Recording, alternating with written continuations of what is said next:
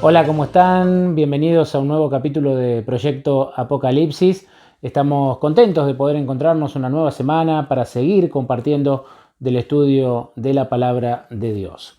La semana pasada vimos 3 capítulos del libro de Génesis, el 29, 30 y 31.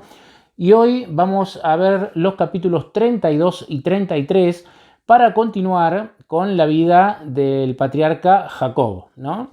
Nosotros habíamos dejado la semana pasada la historia en el momento en que Jacob y Labán hacen una alianza y finalmente Labán, después de muchas vueltas, ¿no?, que dio y de algunos engaños, finalmente Labán lo deja tranquilo, lo deja salir a Jacob para que Jacob pueda volver a su tierra, ¿no?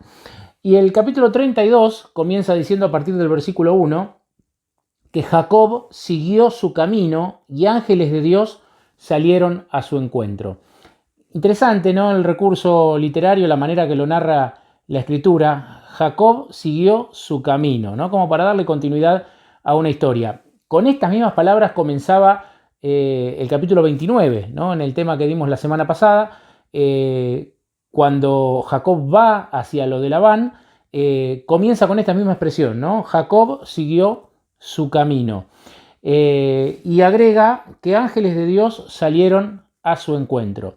Qué lindo para el Hijo de Dios, ¿no?, saber que cuando sigue su camino, que a veces es llano, a veces es empinado, a veces puede ser un poco más espacioso, pero muchas veces el camino se hace angosto, a veces se ve con claridad, a veces se pone oscuro. Qué bueno que saber que a pesar de todos esos distintos contextos, ¿no?, que los seres humanos tenemos que transitar en nuestro camino, saber que ángeles de Dios salen a nuestro encuentro, ¿no?, así como salieron al encuentro de Jacob. Qué linda seguridad, ¿no?, el saber que Dios vela por el camino de sus hijos, ¿no?, por el camino de cada uno de nosotros, que no transitamos juntos, ¿no?, estos distintos senderos bajo distintas condiciones, como recién les narraba. No lo hacemos solos, sino lo hacemos en la presencia de Dios. Me recuerda esto a un bonito salmo, ¿no?, donde allí el salmista dice: no me saques de aquí si tu presencia no ha de ir conmigo, ¿no? Qué difícil sería traspasar el umbral de la puerta para seguir nuestro camino día a día si no tuviéramos la certeza de que Dios está allí para acompañarnos, para protegernos, para bendecirnos, para guiarnos, ¿no? El versículo 2 del capítulo 32 dice: cuando los vio dijo, o sea, cuando Jacob ve, ¿no?, a estos ángeles, dice: cuando los vio dijo, campamento de Dios es este. Y llamó ese lugar Mahanaim, que significa 2 campamentos.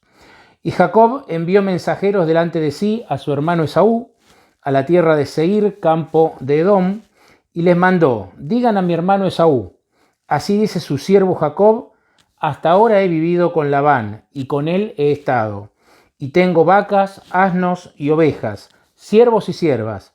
Envío a decirle a mi señor para hallar gracia en tus ojos. Es decir, cuando Jacob emprende el regreso a su tierra, recuerden la historia, ¿no?, el capítulo anterior y el anterior todavía, donde justamente cuando Jacob deja su tierra, la deja huyendo de su hermano Esaú, que estaba enfurecido por lo que había sucedido con la primogenitura, la manera en la cual Jacob se había apropiado de la primogenitura haciéndose pasar por él, ¿no? Así es que va con Labán, toda la historia que vimos la semana pasada. Ahora Jacob está volviendo a su tierra, y al volver a su tierra estaba volviendo al encuentro de Esaú. Y claro, Jacob tenía temor. Habían pasado muchos años, ¿no?, pero de todas maneras Jacob tenía temor, y entonces manda, ¿no?, a estos mensajeros delante de él, justamente para, diríamos hoy, para tantear el terreno, pero también con la intención de apaciguar, ¿no?, si hubiera quedado algo de enojo en su hermano, con la intención de apaciguar y poder llegar en paz, ¿no? Por eso dice: digan a mi hermano Esaú, así dice tu siervo Jacob. Jacob se coloca en el lugar de siervo de su hermano, cuando en realidad, cuando Jacob obtiene la primogenitura, en la bendición que le da su padre Isaac, los roles se invierten, ¿no?, y el siervo de Jacob iba a pasar a ser Esaú, ¿no? Pero bueno, acá Jacob, en una muestra de humildad, invierte eso, ¿no? Y dice, se refiere a sí mismo como tu siervo Jacob, ¿no? Y luego dice, envío a decir a mi Señor, ¿no? Nuevamente con humildad, colocándose por debajo de su hermano Esaú, ¿no? Los mensajeros volvieron, dice el versículo 6, a Jacob y le dijeron, fuimos a tu hermano Esaú y él viene a recibirte. Cuando le dicen eso, yo me imagino que Jacob se habrá puesto contento, pero no termina la frase acá, ¿no? Porque dice, y 400 hombres con él, ¿no? Imaginémonos lo que habrá sentido Jacob cuando le dicen, ahí viene tu hermano Esaú, pero viene con 400 hombres, ¿no? Indudablemente el temor de Jacob se acrecentó, ¿no? Y en el versículo 7 lo expresa sin lugar a ninguna duda, dice, entonces Jacob tuvo gran temor, ¿no? Se angustió y actuó de manera inteligente, ¿no? De manera sabia, porque lo que hace Jacob, dice, y distribuyó al campamento o al pueblo que tenía consigo, y las ovejas, vacas y camellos los dividió en 2 campamentos, ¿no? Y entonces él pensó, si viniera Esaú a un campamento y lo hiriera, el otro podrá escapar, ¿no? Era tal el miedo que él tenía que ideó este plan. Voy a dividir a mi gente en 2 campamentos. Si mi hermano Esaú viene con enojo, ¿no? Y destruye y ataca, por lo menos el otro se va a poder escapar. Eso era lo que Jacob estaba pensando, ¿no? Pero Jacob pide la protección de Dios, ¿no? Y acá está lo importante. En el versículo 9 dice que Jacob oró, Dios de mi padre Abraham, Dios de mi padre Isaac, Señor que me dijiste, vuelve a tu tierra y a tu parentela y te haré bien, indigno soy de toda tu bondad y de fidelidad que has mostrado a tu siervo. Nada más que con mi bordón pasé este Jordán, ¿no? Se refiere a cuando salía de su hogar. Dice, y ahora estoy sobre 2 campamentos, ¿no? O sea, se había ido sin nada y volvía con un pueblo, y volvía con mucha riqueza y volvía con muchos hijos. Pero acá Jacob ora a Dios, ¿no? Y qué importante es nosotros en los momentos de angustia, en los momentos de temor, poder orar a Dios. Hay muchos ejemplos en la Biblia, ¿no? De estos. Hay muchos ejemplos de veces cuando Israel era atacado y los reyes colocaban, ¿no? Toda su angustia, todo su temor en las manos de Dios, cuando se veían superados en número, ¿no? Cuando era imposible ganar, cuando la muerte era segura, colocaban en las manos de Dios, ¿no? Pienso, por ejemplo, en el rey Ezequías, ¿no? Cuando estaba allí rodeado de los ejércitos de Asiria, y tantísimos otros ejemplos que hay en la Escritura. Pero acá en este caso Jacob hace justamente eso, ¿no? En su momento de angustia, en un momento de temor, cuando venía su hermano, al que cuando la última vez que lo había visto estaba muy enojado con él, ¿no? Venía su hermano con 400 hombres, y en esa angustia y en ese temor, ¿qué hace Jacob?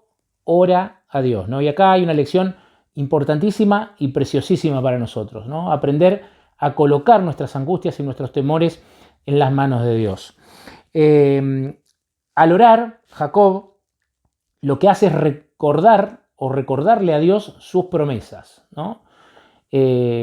Algo que a veces uno lo puede llegar a pensar como, no sé si el término correcto sería decir atrevido, ¿no? Pero como algo de decir, ¿quién soy yo para recordarle a Dios sus promesas, ¿no? Sin embargo, Jacob es lo que está haciendo aquí. Jacob le recuerda a Dios sus promesas. Le recuerda y le dice, tú me dijiste, ¿no? Vuelve a tu tierra y a tu parentela y te haré bien, ¿no? Jacob, al recordarle a Dios la promesa que le había hecho, está expresando fe, ¿no? En la palabra de Dios. Está expresando fe en lo que Dios había dicho, ¿no? Por eso es una linda experiencia en nuestros diálogos con Dios, en nuestros momentos de oración, hablar con el Señor acerca de las promesas que Él nos ha hecho a nosotros también. Jacob se presenta también con humildad, ¿no? Porque dice, indigno soy, versículo 10, indigno soy de toda tu bondad. O sea, reconoce también la bondad de Dios, ¿no?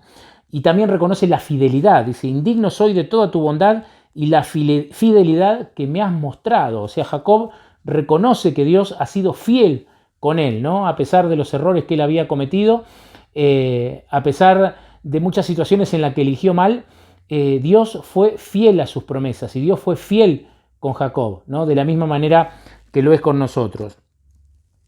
Sigo leyendo, ¿no? A partir del versículo 11, en la oración de Jacob dice, líbrame ahora de la mano de mi hermano Esaú, porque le temo, no sea que venga y hiera a la madre con los hijos. Tú has dicho, yo te haré bien. Vuelve a recordar, ¿no?, la promesa. Y tus descendientes serán como la arena del mar, que no podrán contarse por su multitud. Y Jacob durmió esa noche y de lo que le vino a la mano tomó un presente para su hermano Esaú. Interesante, ¿no? Después de orar, después de derramar su angustia en presencia de Dios, después de expresar su fe en las promesas que Dios le había hecho a él, a su padre Isaac y a su abuelo Abraham, después de recordar todo eso, ahí Jacob pone manos a la obra y busca un presente para su hermano, ¿no? ¿Y qué es lo primero que hace? Dice, tomó lo que le vino a la mano, ¿no? Y muchas veces después de orar, cuando tenemos un problema, cuando tenemos alguna situación, después de orar y cuando llega el momento de la acción, a veces la solución está en tomar lo que tenemos a la mano, ¿no? Esto también me hace acordar a la historia de Moisés, cuando Dios lo va a enviar, ¿no?, a Egipto. Esto lo vamos a ver bastante más adelante, cuando estemos allí en el libro de Éxodo. Dios lo estaba por enviar a Moisés y Moisés como que se declaraba a sí mismo inútil, ¿no?, de tamaña tarea, de tamaño cometido, y Dios le dice, ¿qué es lo que tienes en tu mano?, ¿no? Y ahí Moisés muestra la famosa vara, ¿no?, con la cual después iba a hacer algunos prodigios allí en Egipto. Bueno, acá el relato bíblico dice que Jacob tomó lo que tenía a la mano y con eso entregó un presente para su hermano, ¿no? Después, bueno, aquí describe cuál era el presente, que eran algunos animales, ¿no?, y parte de la riqueza que Jacob había logrado hacer. Y entonces, inteligentemente, envía ahora Jacob a los mensajeros que vayan adelante y le vayan acercando esos presentes a Esaú, ¿no? Recordemos que Jacob tenía temor de cómo iba a reaccionar su hermano con esos 400 hombres cuando lo viera, ¿no? Y antes de que llegue, ¿no?, ese encuentro, a partir del versículo 22, continúa la lucha en oración de Jacob, ¿no? Continúa su lucha con Dios, ¿no?, porque así lo narra la Biblia. Dice el versículo 22 que aquella noche Jacob se levantó, tomó a sus 2 esposas, a sus 2 siervas, a sus 11 hijos y pasó el vado de Jacob. Lo hizo pasar el arroyo e hizo pasar lo que tenía. Y Jacob se quedó solo y luchó con él un varón hasta el amanecer, ¿no? Y cuando el varón vio que no podía con él, tocó el encaje de su muslo y se descoyuntó el muslo.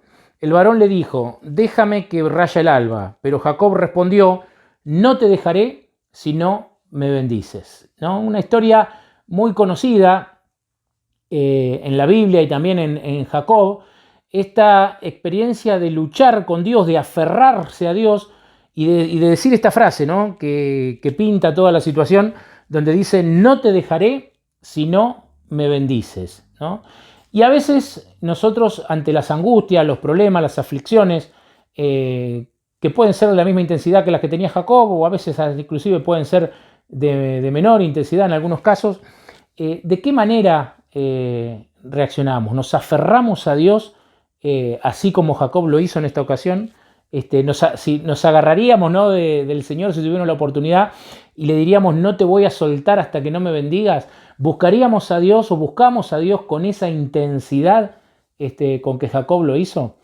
Yo creo que Dios premió justamente eso, ¿no?, en Jacob, esa intensidad, ¿no? Las maneras que Jacob buscaba a Dios a veces eran las apropiadas, a veces, como cuando se quedó con la primogenitura, no eran las apropiadas. Pero si hay algo que no se podía decir de Jacob, es que Jacob fue una persona que no buscaba a Dios. Jacob buscaba a Dios todo el tiempo, ¿no? Y en esta lucha se aferra y se empaca, ¿no?, podríamos decir, y dice, no te voy a soltar hasta que no me bendigas. El versículo 27, el 26, ¿no?, leo de vuelta, dice, el varón le dijo, déjame que raya el alba. Jacob respondió, no te dejaré si no me bendices. Y el varón le dijo, ¿cuál es tu nombre? Y él respondió, Jacob. Y él le dijo, no te llamarán más Jacob, sino Israel, ¿no?, que significa luchador con Dios, porque has luchado con Dios y con los hombres y has vencido, ¿no? Luego en el versículo 30 dice que llamó Jacob a ese lugar Peniel, que significa rostro de Dios, porque dijo, vi a Dios cara a cara y mi vida fue librada.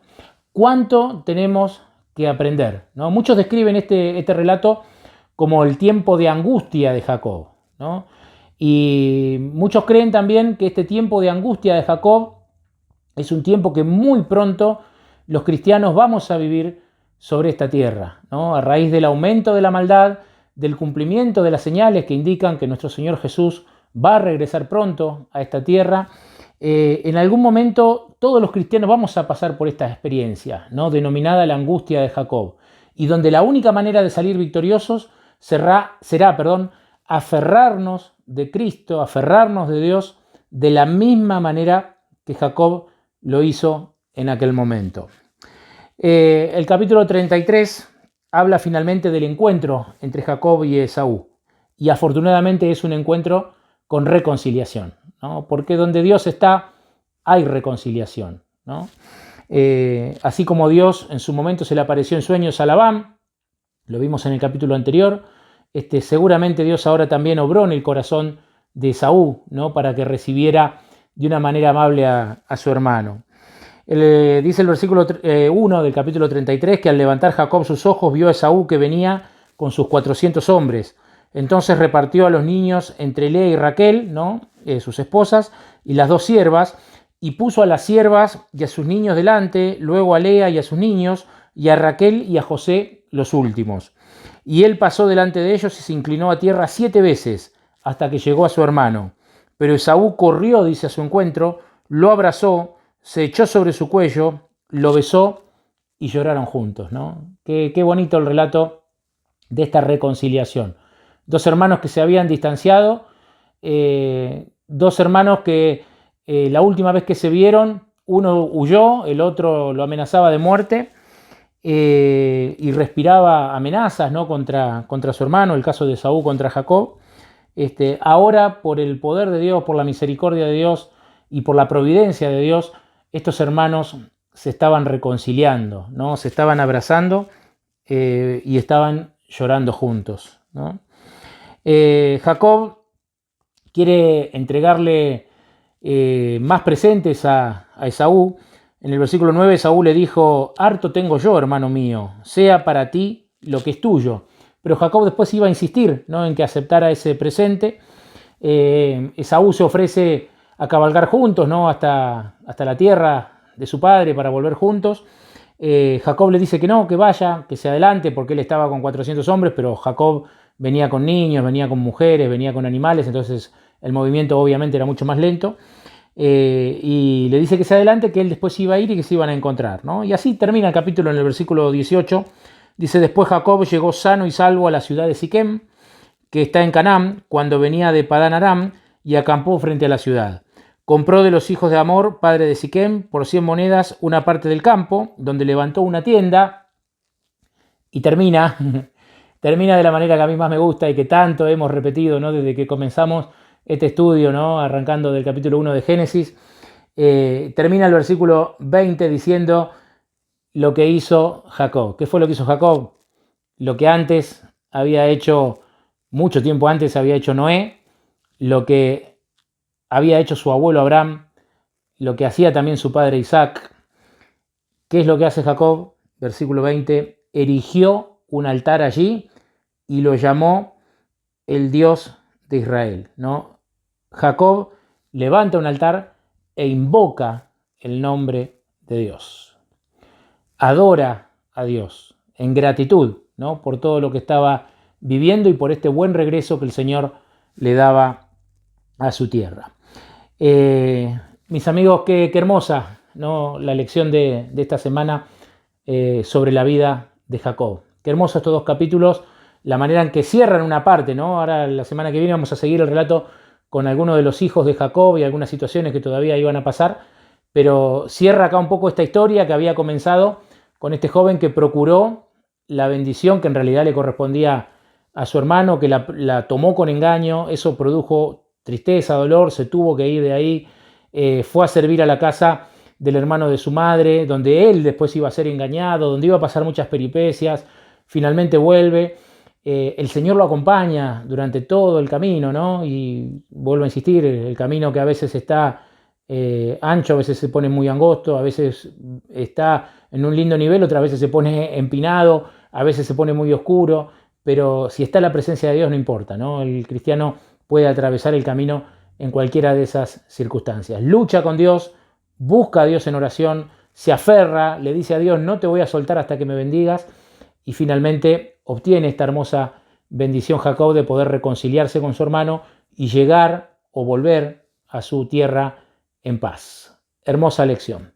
Que Dios los bendiga, que tengan una linda semana y los esperamos en 7 días para compartir un nuevo video de Proyecto Apocalipsis.